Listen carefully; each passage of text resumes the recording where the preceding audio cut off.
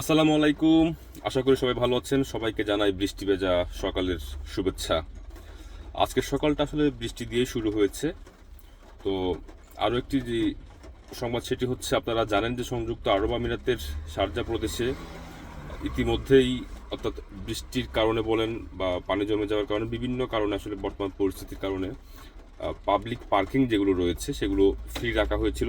এমনকি সংযুক্ত আরব আমিরাতের শারজা প্রদেশের যে সাইনবোর্ডগুলো নীল কালারের থাকে, আর এক কথায় নীল সাইনবোর্ড, সেই পার্কিং এরিয়াগুলো যেগুলো আসলে কোনো সময় আসলে ফ্রি থাকে না, সেগুলোতেও আসলে ফ্রি রাখা হয়েছিল। অর্থাৎ সম্পূর্ণ শারজা জুড়েই এই ঘোষণাটি ছিল, যেটি বলা হয়েছিল যে পরবর্তী ঘোষণা না আসা পর্যন্ত সেটি কার্যকর থাকবে।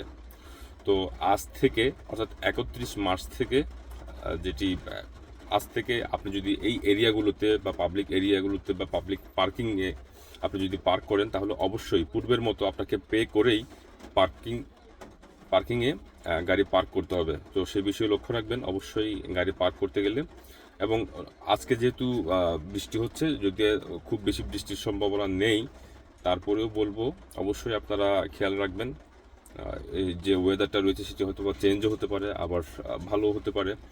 তো খেয়াল রাখবেন যে গাড়ি চলাচলের সময় অবশ্যই সতর্কতা অবলম্বন করবেন এবং দেখে শুনে গাড়ি চালাবেন।